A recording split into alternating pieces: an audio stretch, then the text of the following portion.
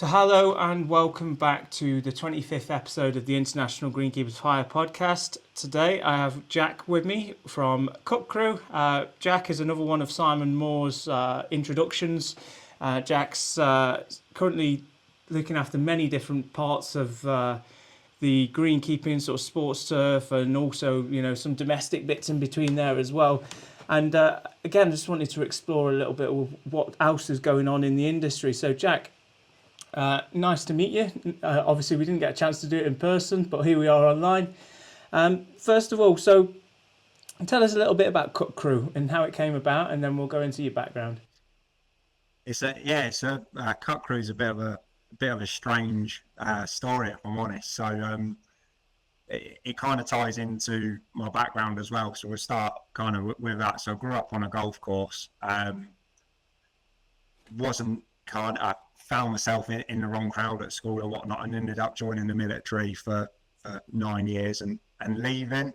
Ended up getting like kind of a job as a project manager for a European company, and just wasn't happy. Ended up dipping my toe back into sports stuff and greenkeeping on like a voluntary basis.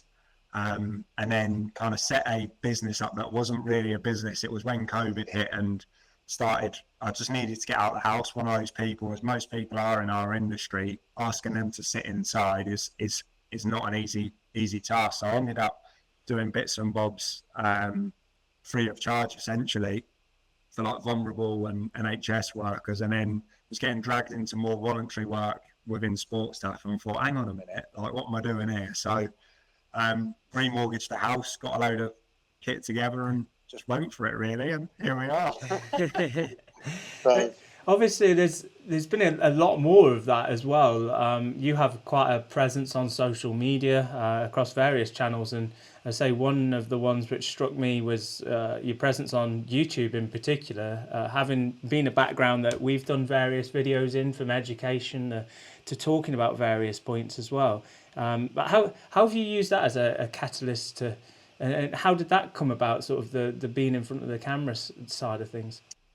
Again, that kind of stems from like COVID. So I set a couple of little projects up just to keep my mind busy, and obviously just leaving the military, it was a big thing for me. I was just trying to keep busy and keep focused to stuff, and it was actually kind of like my nan. My nan kept texting me saying, "How do I make my lawn better?" And I was like, you know what, I'm gonna make a YouTube video, and it just went mental. So again, it was just one of those things we fell into, and then when the business started doing better, I really wanted to document the journey, so I could look back and kind of see something that, when you're having those weekly struggles and whatnot. I've been through this before. How did I get over it then? And you can just go back in the timeline and look at it, and it all kind of just grew from there, really.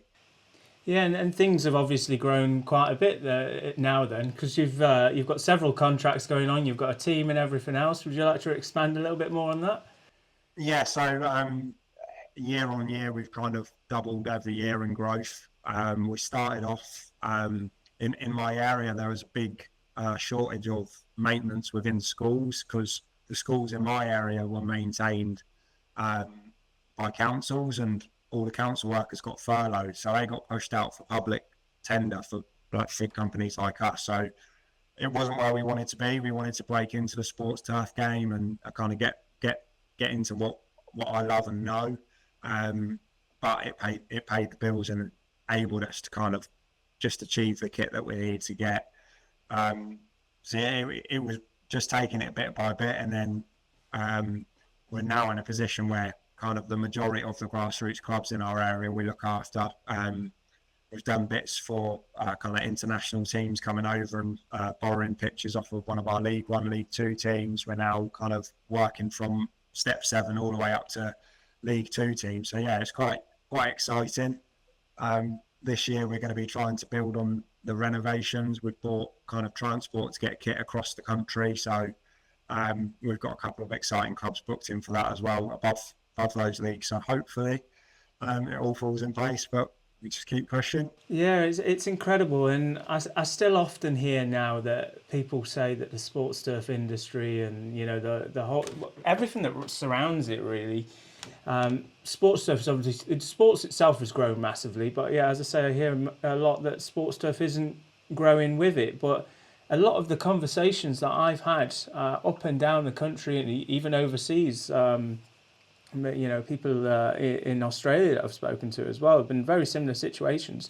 That there's a huge demand, and maybe not even just maintenance demand, machinery, equipment. The amount of people that I've spoken to there have got a few bits of equipment that they hire out as well, and some people have gone into full time. And then there's obviously the fertilising side of things and the products and so many different areas of this industry now, and I see this growing more and more and more. So what with all this growth, what is your signature touch for CutCrew? I think it sounds extremely cliche, but I'm really lucky with the team that I've got. But we just work harder, especially like with the other contractors in our area, and that's nothing against them. But like everyone in our area produces really high quality work. However, like we will be there on a Saturday or Sunday. For example, we had a game on one of our pitches for one of our clients last Saturday. And it got absolutely battered because of the weather. Yeah. We did 2 all-nighters in a row. We worked the Saturday night all the way through, worked the Sunday, worked Sunday night, worked the Monday. I don't see other contractors doing that. Yeah. We're a first-generation company. I set it up. It's not been passed down. So we have to work harder to get our... it's kind of not a given right for us. There's not, we've used them for years. Yeah. We have to show up and we have to produce constantly. So yeah, I would say it's just like the man hours that we output. We're covering kind of 100 acres a day. Wow. Between a 3-man team. So we're getting at it. Yeah, so how are you balancing all that? Because I know from being on that side of the sector as well, and still now, as I say, there's a lot of smaller scale clients, so to speak, to your larger, but then the quality required might actually be more at the smaller scale than the higher scale. How are you managing that in your team of 3? It's really difficult because of obviously what we do. It's really hard. I say to the lads all the time, you kind of need a switch in your head. So you could be doing some work for a client that you deem to have a lot of money, right? So it could be a League 1, League 2 team. Yeah. But they've asked you to go and simply just cut a pitch. Yeah. So yeah, you could spend all day there cutting it, grooming it, making sure everything's perfect, but we're not getting paid for that. They've literally asked us to go in, cut and mark it.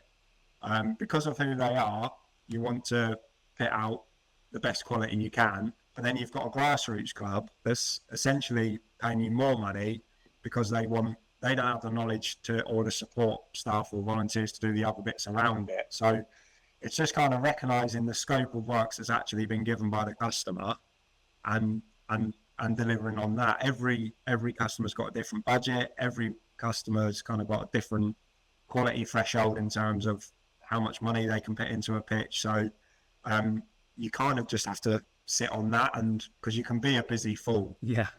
Obviously everyone in our industry has got immense pride anyway, or 99% of them.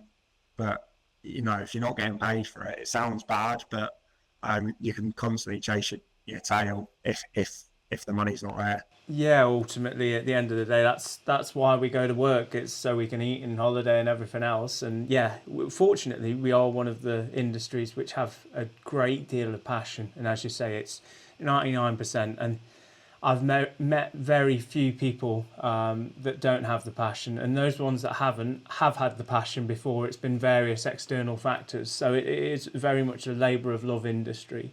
But with all those different areas and sectors and parts, the sports clubs, the colleges, the schools, local authority areas, how are you managing that skill wise with your staff? Is it because that's such a diversity of skill? I know, having worked at an independent school as well. How? So a lot of it, so all of my team members are either ex-groundsmen from football clubs or ex-greenkeepers.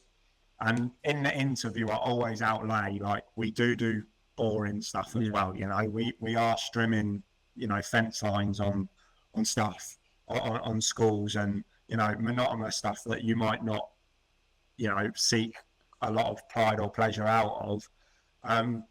However, I'm really lucky in the fact that, so we go through that training and we try and liken it to the jobs on a golf course, for example, like strimming out fence lines, like your bunker jobs, you know.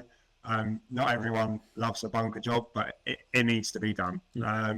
And yeah, I'm really lucky in that sense. I've not had many issues in doing that, and essentially it is like, although it is a school and you know the turf is literally just getting cut, there's no kind of renovations being done on it, no pitch improvements or anything like that. Essentially it is still the day-to-day job. You know, it needs cutting, it needs blowing down, it needs trimming, everything needs to look nice. So yeah, we're trying to pull away from that a little bit.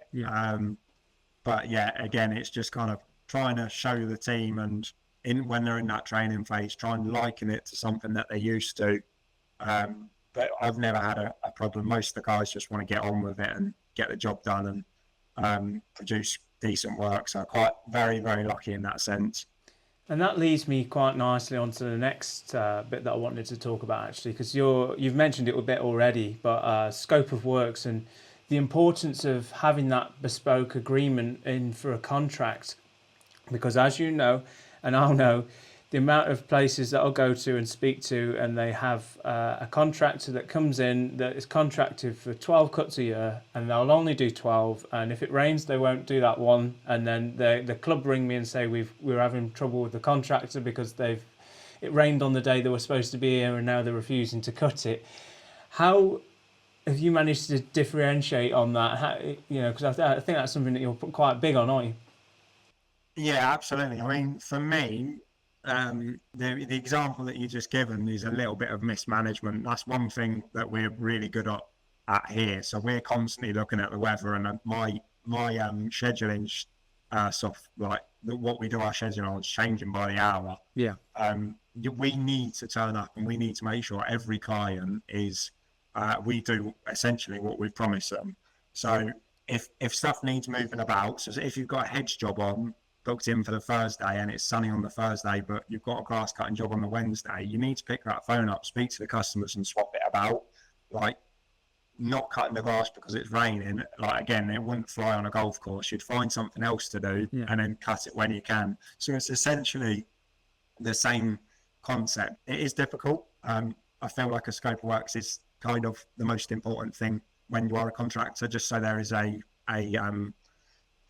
base kind of expectation from the customer. Obviously you can always go above your expectation, but the minute, you know, you might do an extra cut for them because they're a good customer or stuff like that, but there needs to be some kind of expectation, because that's when it can kind of shoot you in the back and people can start saying that you've not fulfilled something. Yeah, it's a difficult balancing act, isn't it? And it's an ever-changing sort of landscape, really, to excuse the pun, but it's something that I see that you're doing a bit of leading work in, and you know, keeping my eyes on that, really. And as you say, just being that bespoke role is really important.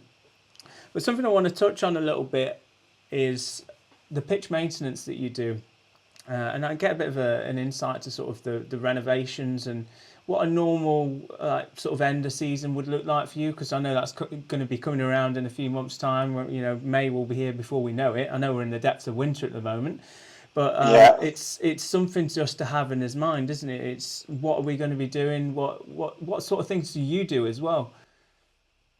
Yeah, our renovation is our busiest time of year. I've not seen another contractor do it how we do it. We kind of have like a block renovation week, because obviously all of our football clubs locally are within the same leagues. You know, they're all underneath the same time frames. Like, we get out with the seeder, and when the seeder goes out or whatever we're doing, you know, so all of our pitches are obviously on different scopes, different customers pay for different things and stuff. But like last year, I don't even know how many pitches reseeded, but they were all done within 2 weeks, and I didn't sleep for about a week and a half, sleeping in the tractor, just getting it done. It's our renovations are different at every site. Every customer's got a different budget, but it is very much of we go out, all the scarifying gets done, any coralling needs doing, go out, get that done, and just do it in stages. And the top dresser will go out, get the pitches dressed, then the seeder goes out, and it's relentless. It is relentless. It's sleep in a tractor, couple of weeks, get it done, and cry about it after. Definitely, because there's a whole nother side to that which you're missing out as well there. You've renovated all these pitches, now you've got to grow them back in ready for the season as well. So that's to us, it sounds mental, but it's actually the easy bit. Because everything's staged, we've got a team in front. Say, for example, if I'm in the seeder, we've got a team in front that's doing the works before the seed goes in the ground. So top dressing, blah blah blah, and then we've also got a team following on. So the team that started on the scarifier ends up on running around, turning all the irrigation on and getting the hoses out and stuff like that. And then at the end, we all come together and we're running around like headless chickens, getting sites sprayed, getting irrigation done, and all of this. So yeah. But when it gets to the point where we're actually trying to grow in it, it's weird. You would thought that that's the most stressful time, but it's really not. It's kind of like, wow, this is good. All the work's done. All we've got to do now is grow it, which sounds mental, but I enjoy that bit because that's the bit where we're watching it all happen. Yeah, it's funny you say that because I've only ever really done it on one site at a time. And knowing that, yes, it is that little bit of downtime, but also you're sort of peeking underneath the grow sheets constantly to just like, is it germinated yet? Can I see a bit of red under there? No, put it back down for a few more days. And then it's, right, when do we take the sheets off? Once it does start coming up, is it ready? Can we cut it yet? Yeah. But even thinking about that across multiple sites hurts my mind. So, fair play in that respect. There's a lot of, going back to kind of the scope of works, there's a lot of stuff that we've had to do this year that people didn't pay for. Because, again, with the dry spells that we've had this year, we've got some customers that haven't got irrigation. We've advised them not to seed until September, but they've said, no, we want it in the ground. And then you're like, hang on a minute, like this is my company's reputation. So we have ended up going out with bowsers and pumps and doing bits that, they've not paid for. But at the end of the day, only takes one bad job. You're only as good as your last job, people say. Exactly. So yeah, sometimes you just got to say, look, we won't do that next year. Yeah. We've done it for you this year, but it's just having that conversation. But yeah, I like the growing bit. I like the renovation bit as well, but it is hard work. Yeah. It is hard work. Yeah, for sure. So once we've got a pitch in play and we're well into the season, what sort of practices do you usually go through as a team to ensure the longevity of turf? Because I know through countless case studies of this happening, games go ahead when they shouldn't have gone ahead, or damage happens when it shouldn't have happened, and everything in between again. How would you normally go about that process? It's really difficult. Again, you can only give your clients advice. If they listen to it, they listen to it. If they don't, we'll be here to kind of try and fix it and make recommendations. We're going through it at the minute with one of our football centres. So we've got we've got a county FA that own a football centre, and there's 2 teams that playing on it. There's 4 games a week on average: Tuesday game, Thursday game, Saturday game, Sunday game. Anyone in sports turf knows that is hard work, really, really hard work. And we're already starting to lose grass. We're not getting any time to recover it. And we've got people on Twitter saying X, Y, and Z, everyone knows how to be a groundsman when it goes wrong. Every site's different. We could go to a site 10 miles up the road that's had a different amount of water on the ground and all of this stuff. So it's just managing with what you've got, trying your best. So like, I always send an email out giving recommendations, and I do that every week, even if it was the same recommendation as last week, because I'll keep telling you. And when it goes, if it goes wrong, if they ignore it and play a game when they shouldn't, or we can, we've said, hang on, we've told you here. And I think it's just about that communication. 99% of the time it goes right. There will always be that 1% where they ignore you, or you have a ref that turns up and the game must go ahead. So yeah, it's difficult. It is difficult to manage, and I feel like unless you've been in the industry and you've had to deal with everything that we do, then no one will quite understand it. But yeah. Yeah, it's funny, and I had a little chuckle to myself there, because anyone listening from the last episode will almost be a replica conversation in some respects of those exact points that we've just mentioned, and it's a constant across the industry. There's not many people that don't come across it, and it is very much a case of what we do. And I say it's when I go to golf courses as well, if we didn't have any golfers, yes, the golf course would look amazing and be fantastic, or same with the football club, but we wouldn't have jobs. The cut and dry of it, essentially. So for yourself then, obviously reliability and the value to the contract holders, or those putting the contract out as well, the schools, the local authorities, the sports clubs, really important. How do you put across that? I know turning up there day to day and doing the work is part of it, but outside of that, how do you put across that you're reliable and great value? It's something that we're not very good at, if I'm honest. I don't. I've kind of got old school kind of business morals. If I turn up to a quote and it's a contractor that I know of and they're saying X, Y, and Z, I do actually press them and I ask them those questions. Like, well, I know them, and they're a good contractor, so have you asked them this? We don't really push potential customers, and we don't really say we're this, we're that, we're that. We kind of let our work speak for ourselves. Most of our work is word of mouth.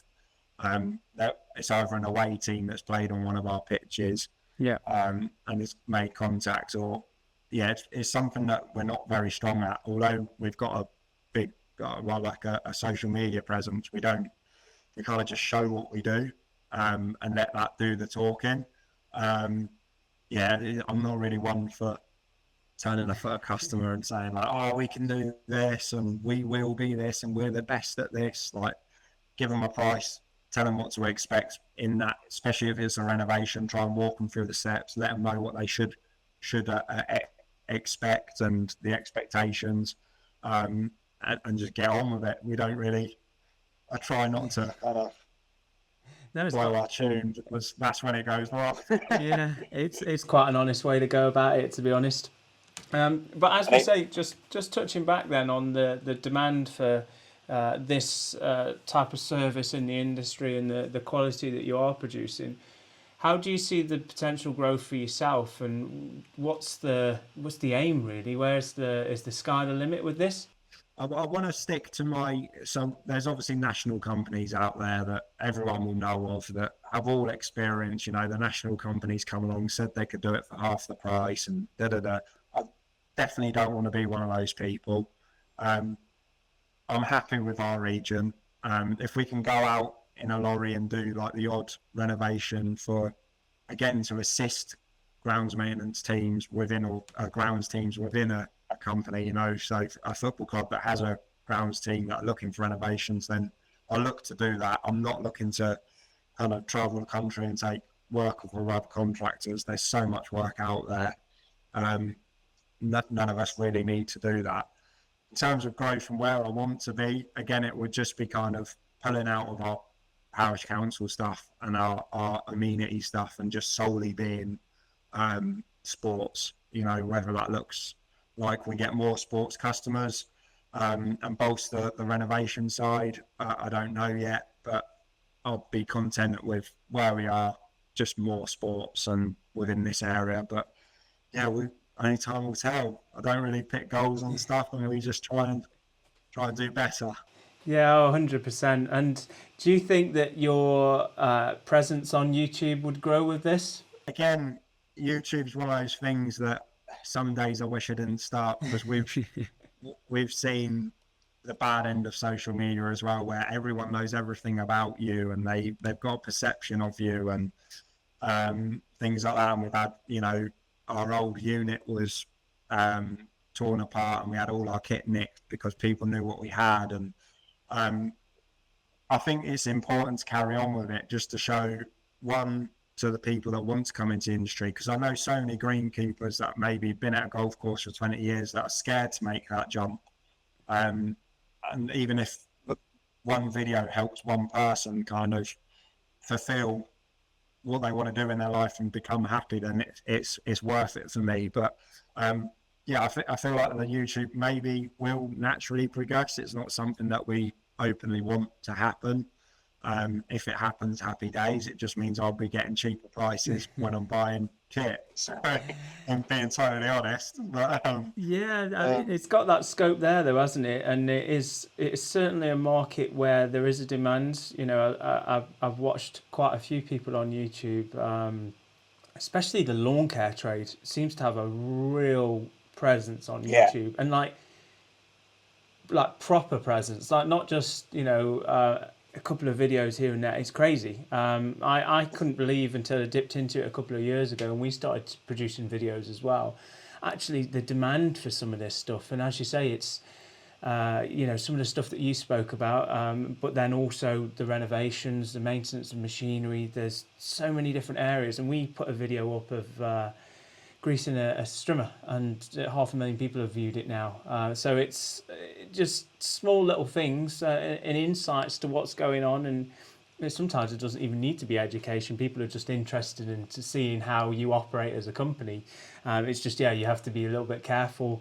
Because there's always someone, or there's something out there that you might not align with, and you just have to work around. But it's certainly a useful resource, and something that's only a positive for the industry, I see, because if we're able to get out there to people that didn't know anything about us before, or maybe knew a little bit but wanted to know more, it's almost an outlet for us, isn't it? absolutely. And I think, like, starting the YouTube, I've realised what a amazing community in the industry we actually do have. Is it like so? This was our first year where, so my dad's the chairman at a golf course. That's the golf course I kind of learnt my trade on and grew up on. And they recommended us to another golf course that recommended us to another golf course, blah blah blah, for their renos. And then you go. It doesn't matter where you go in the country. We've all got the same problems. We've all got the same struggles. And from the YouTube specifically, like, I've had people reach out and said, "Hi mate, I've had this problem. This is how I solved it." But then on the other hand, I've had business owners that have been running the business 30 years that have reached out for advice. It's just, I think if we can stay together in the industry and work together, there's enough grass out there for everyone. And that's good saying. again, like, if anyone out there is listening to this, and I openly say this on YouTube, we're open book. If you are local to us and you've seen a machine on our YouTube and your machine's gone down, just give us a call. We'll get it out to you. You can borrow it. I feel like go back to need our industry to be like that.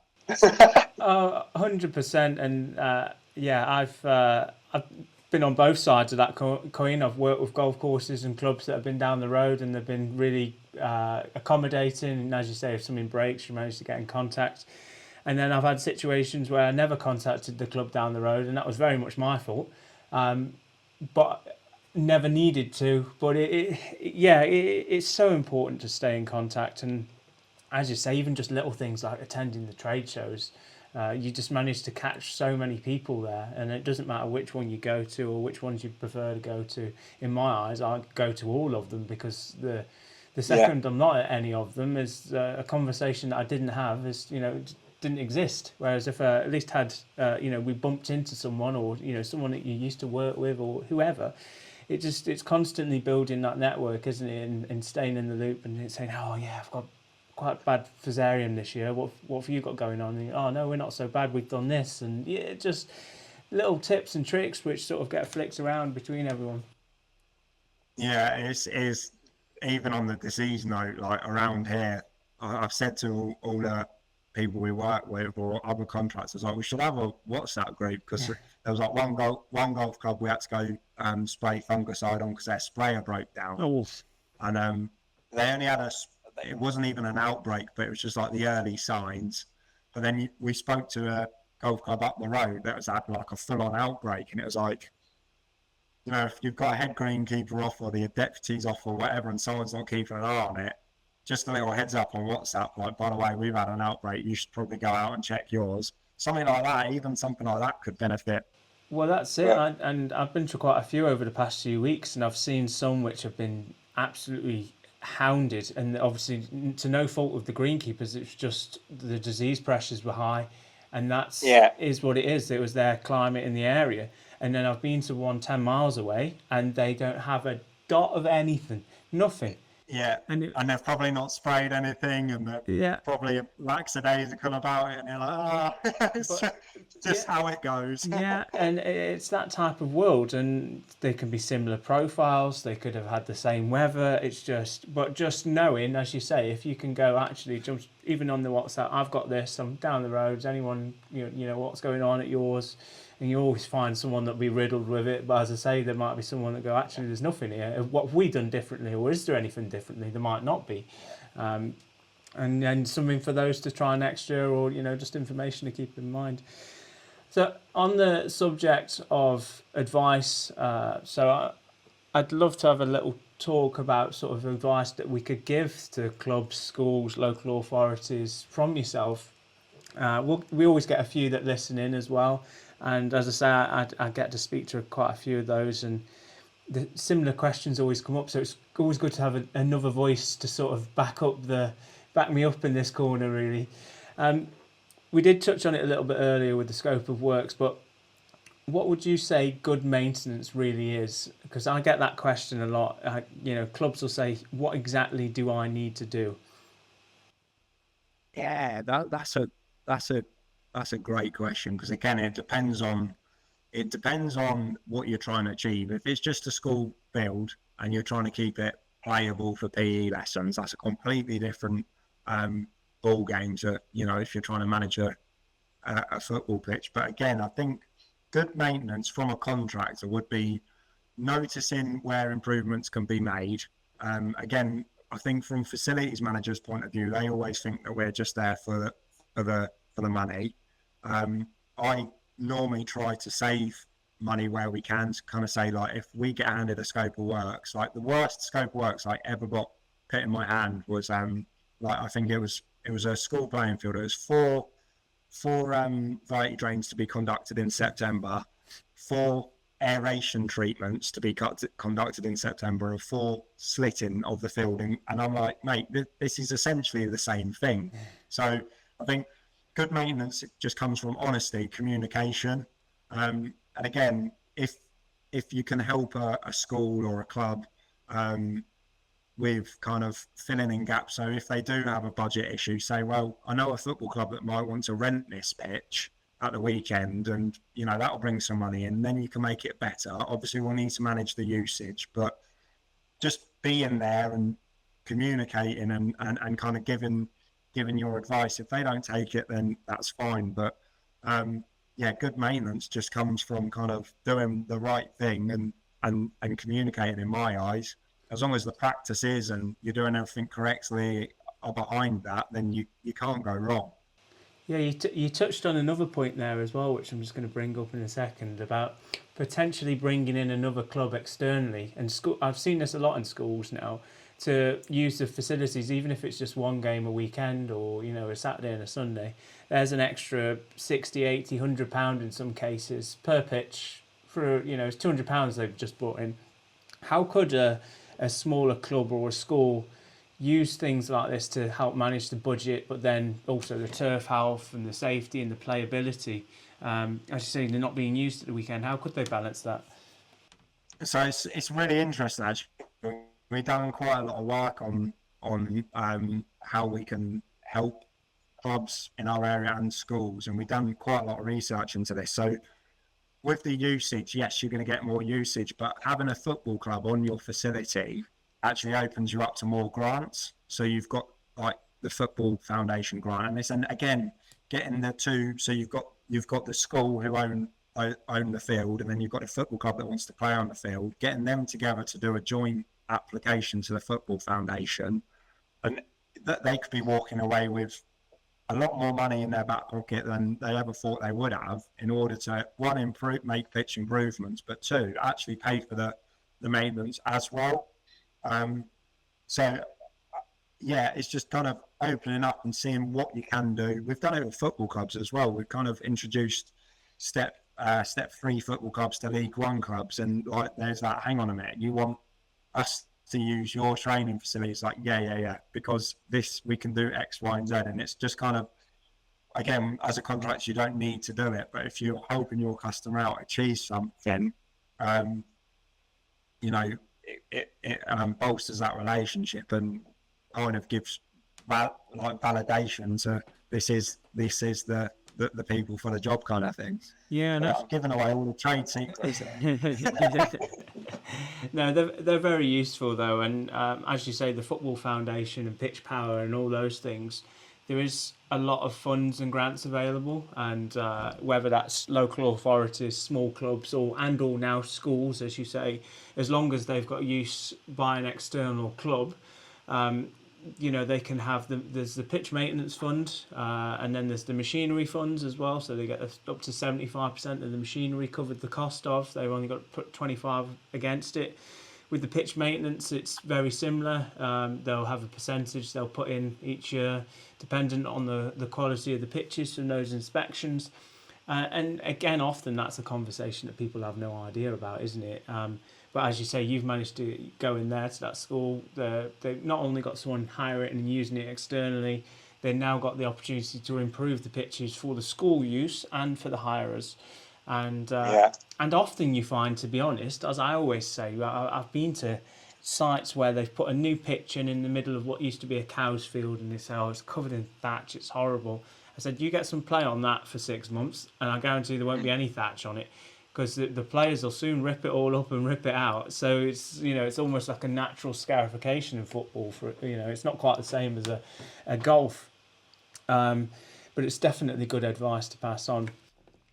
There's lots of like crossovers as well. I'd say for clubs, if you're managing if you're listening to this and you're like managing a football club on a voluntary basis, or if you do have school customers, there's lots of crossovers and there's lots of grants out there that people don't know about. So we've got one facility that's a football facility. We contacted the ECB, the England Cricket Board, for a grant, and they put a little non-turf wicket out the way with some nets right in the corner of the field. So they've now got income from a little cricket team that comes down and practices bowling practice and stuff. Yeah. But then they're also getting money from, like, because realistically, a group of like young adults or a group of kids doing bowling practice in the middle of a football pitch is not going to create a lot of usage, but that's just opened them up to £60,000 worth of grants. So just kind of thinking out the box, and, you know, yes, we're a football club, but we can accommodate archery in the corner or whatever. There's loads of grants out there, and it's just kind of playing the game and unlocking them, and, you know, getting, because at the end of the day, each facility is a business. It has to at least break even, whether it's a grassroots football club or a council-owned entity. And yeah, just unlocking it for the customer on how they can get more budget and make improvements. There's loads of crossovers. Well, as you say, even the wider sports industry, I know of a golf course which has put paddle courts in, and they jokingly said to me that we earn more from the paddle courts than we do the golf course now.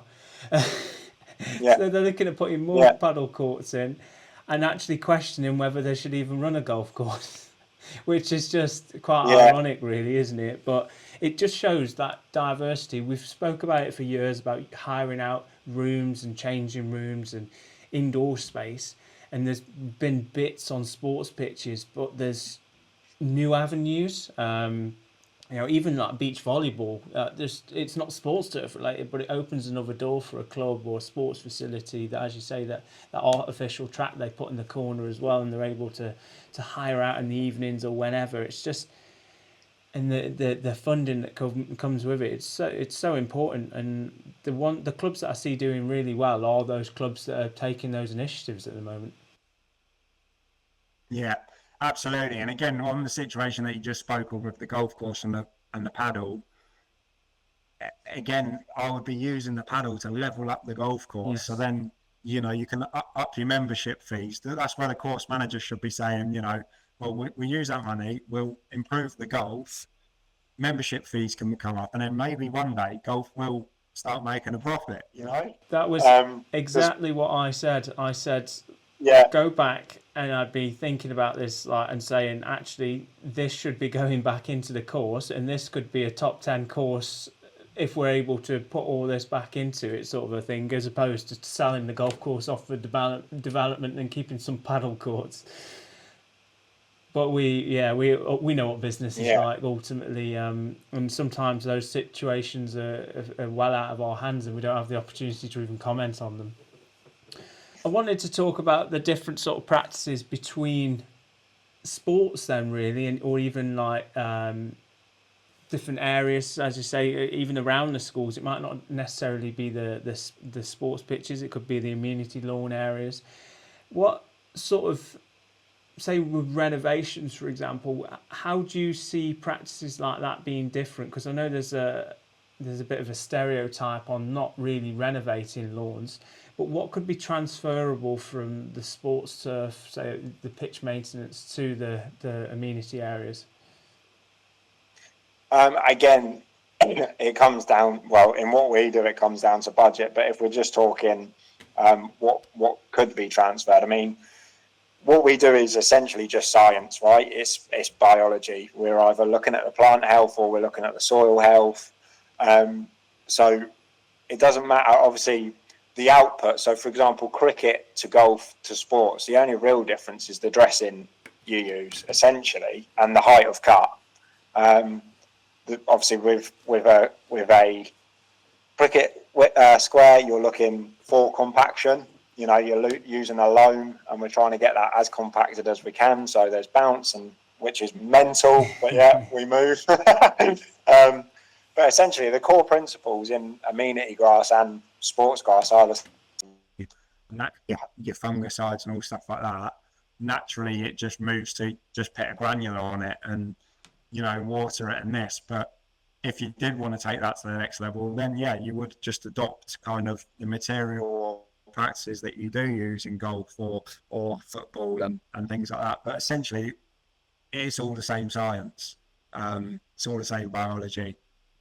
So if you are in the lawn care industry and you wanted to kind of not level up, but just spend the day, go out there, go to your local golf course, ask the greenkeepers, like I do a bit of lawn care or amenity, can I spend the day with you and actually see how you do things? And this year we kind of pulled the trigger and we moved away completely from granulars, and we've only now gone to organic foliar sprays and stuff, and we point blank said to our customers, we won't be doing this anymore. Like we found that this is a really good practice, and this is kind of what we believe in and what we want to roll out.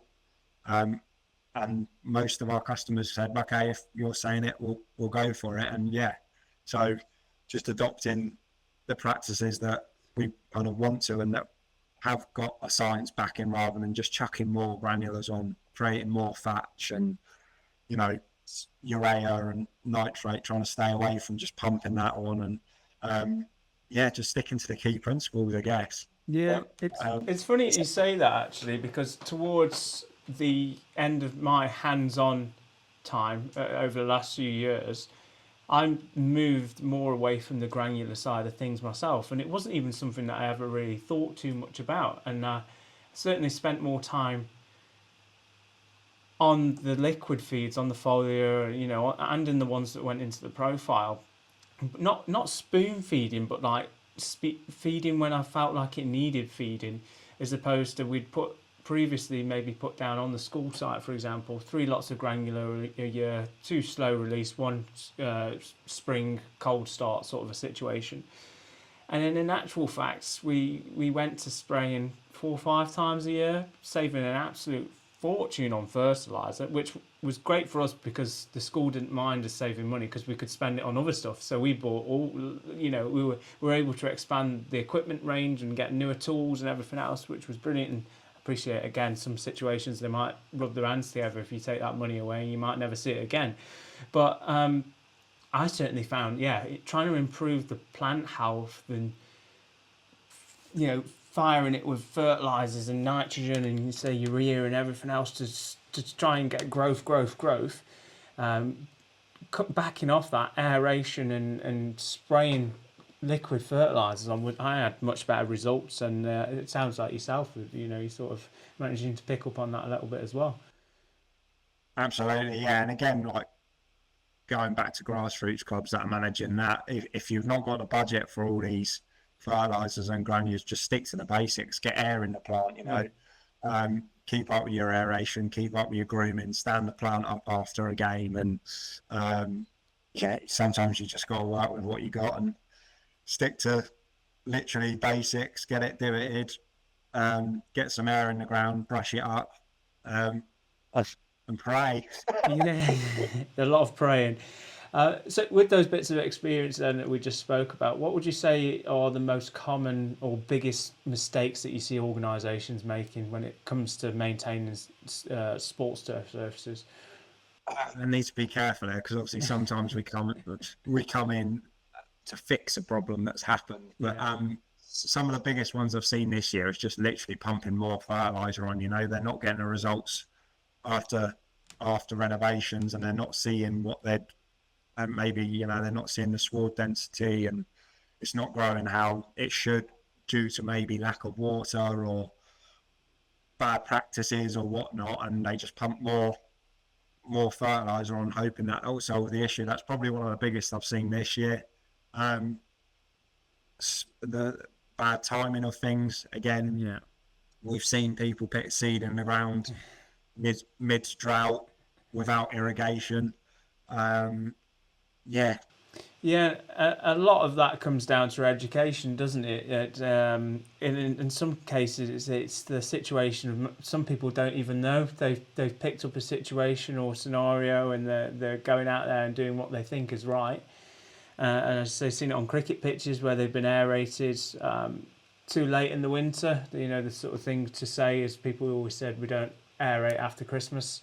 I've seen some done in February. We've gone to them in April, and there's, we've had a drought start or end of April, start of May, and they're like a minefield rather than a cricket pitch or cricket wicket. So it's just loads of little things, isn't there? It's and they're always learning points, and things change every year, but it's something to keep in mind.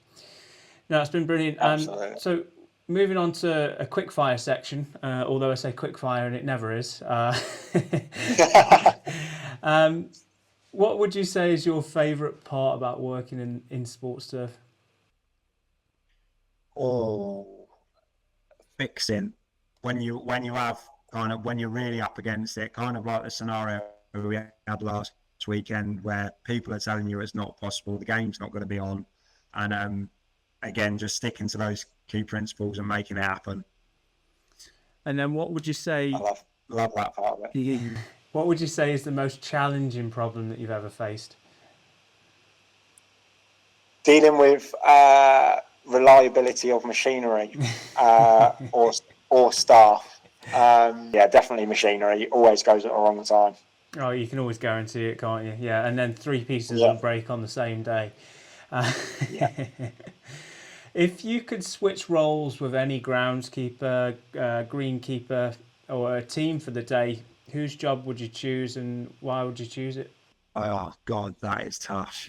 Probably pick someone from like maybe Lord's cricket or a county cricket facility, because although we've got experience in cricket and we do a lot on the renovation side, just the day to day I've not really had much time around, so it'd be good to bolster kind of that section of knowledge.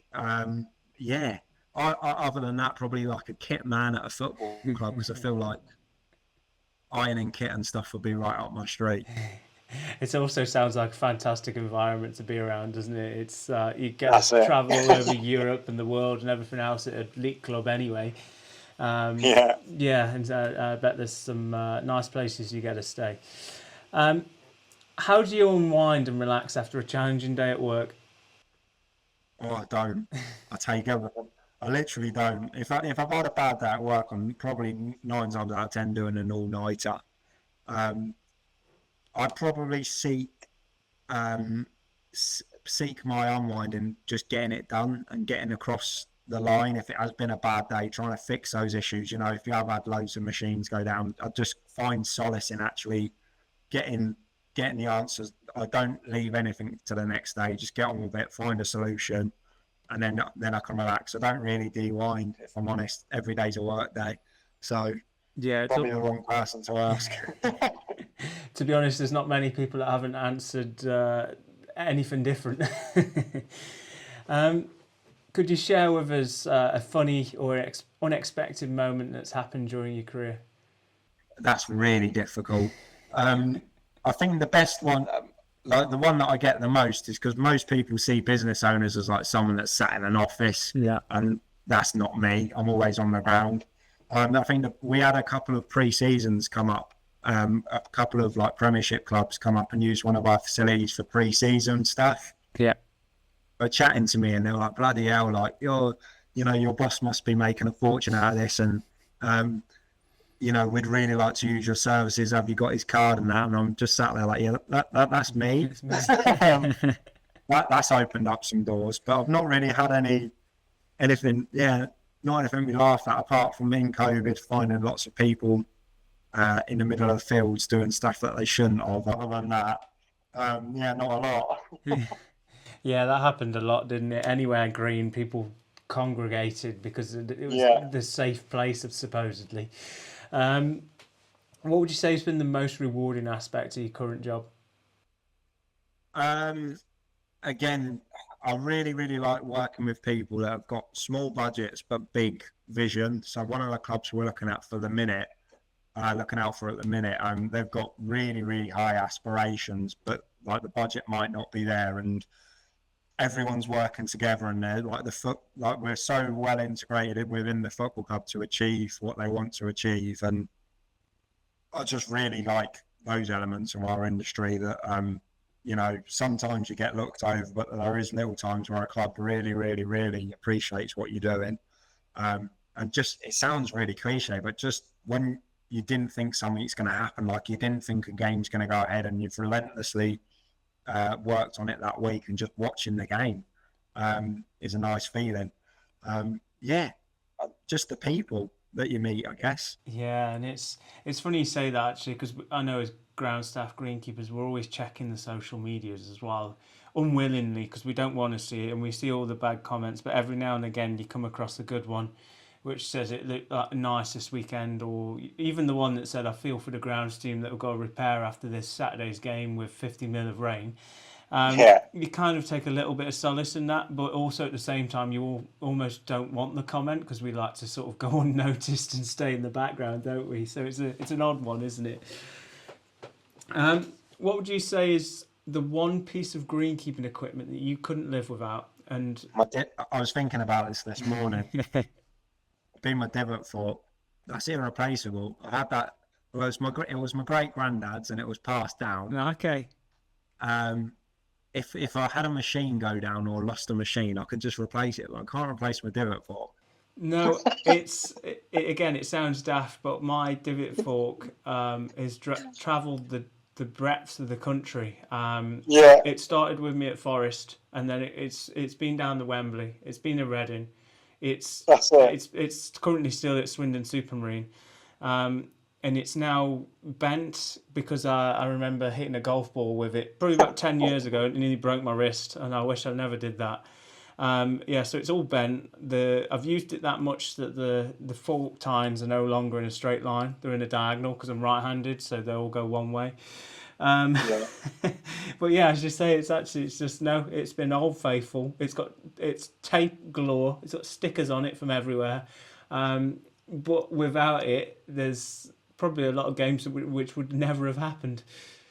Exactly, but it doesn't matter what circumstance you're in, whether your game's totally playable and the weather's not a problem, you'll need a divot fork, or you could turn up and it's waterlogged and you'll need a divot fork. So yeah, I'd say the divot fork. The divot, Yeah. the all-weather tool. That's it. That's it. Who would you say has had the biggest impact on your career and why? Oh, that's really difficult. Again, this is going to sound like a really, really, really cliche answer, but probably my son. Yeah. Because when I set the business up, I didn't have a choice. It had to kind of make money because he'd just been born. Yeah. So yeah, obviously that was a massive driver. But apart from family and friends, it's really, really difficult. There's so many people I could mention. But there's a local chap to me that was doing one of the football clubs for years and years and years, and it passed down to his kind of grandson and stuff like that. And Yeah. I still call him to this day, asking bits and bobs of advice. Not even advice, just kind of, sometimes you need a sign-in post. This is what I think about the situation. What do you think? Definitely him, and then Duncan, who's the head greenkeeper at the Millbrook. Yeah. Again, he's just one of those sign posts as well, that if I'm struggling with kit, he'll know someone, or if I'm struggling with an issue, he'll have an answer. So there's so many people. I would hate to answer it, but yeah, predominantly my son. Oh, that's good. That's nice. And then finally, Jack, what would you say to new people that are wanting to join the industry? What's the advice that you would give to them? Create your own journey. If you do end up in the industry and you find constantly try and push yourself. If you're at a golf club that's not sending you on your courses or isn't interested in investing in you, move on. Constantly seek kind of education. Constantly try and strive to increase your knowledge.